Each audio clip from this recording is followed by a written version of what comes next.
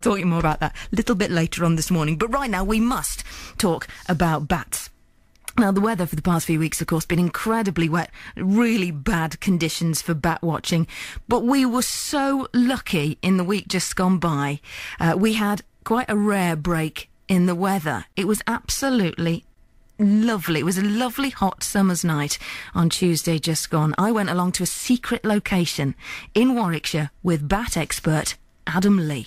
It's Tuesday night, it's just gone 10 o'clock and we've just arrived at our secret squirrel location, and we've got our expert, our wildlife expert, Adam Lee with us. And we should just explain, you've been with us lots of times on the show because you've sat in, haven't you, on the gardening phone in and taken questions and stuff, and you're a bit of a wildlife expert and a bat expert as well. I like to go out and see the bats. We're just about to go down a public footpath which takes us to the back of some fishing pools where there's another path and there's a big population of Warwickshire bats. So I'm hoping tonight the wind isn't too strong to discourage them.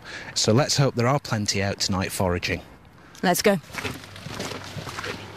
So we're just making our way up now, up a path. It's semi-dark. One of our number has just put a head torch on, and Adam, you're saying no light at this point. I'm saying it's better not to have one because it affects your night vision, because we want to try and see the bats as well as hear them.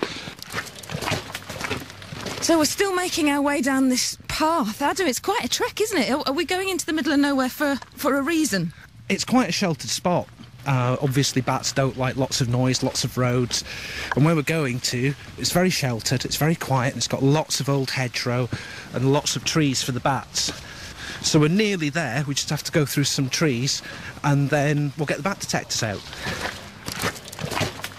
OK, so we've reached a sort of little clearing now. The men in our group have got their bat detectors out. I should just point that my husband, Mr. Green's here, and you've bought your little bat detector, haven't you? Yes. Which he's a bit embarrassed about because it's a bit smaller than Adam's. Adam, what exactly is a bat detector? What are you holding?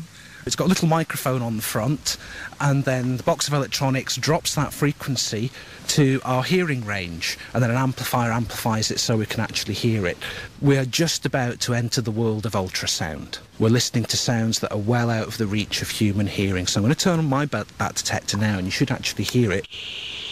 You can actually hear it hiss, and it's picking up the background ultrasound that we can't hear. Out there tonight, if there are bats, if we could hear it, it would be deafening. The common pipistrelle bat that lives here, and hopefully we're going to see, if you could hear it, it would be louder than you holding a smoke alarm 6 inches away from your ear. So we're about to enter a whole new audio world then? Yes, hopefully. Let's go. In front of us at 12 o'clock, a huge expanse of water, really quite beautiful. You can just see it. It's almost dark, but there's still a very pale blue in the sky. Adam's got his detector on. I'd expect to be seeing a lot over this expanse of water. Are you surprised not to have seen one yet? It's possibly slightly early for them. Right. That one's coming closer. We've got 2 bat detectors here on the riverbank, and they're both making exactly the same noise, so we're homing in on something. There it is. See Yeah, it there? yeah, saw it. Flying very close. Yeah, skimming. Skimming the water. So what will it be getting off the water? Something that's on the water? It'll be looking for the midges and the gnats. Right. See, we're recording quite a lot of bat activity now. There it is. There's one. Wow.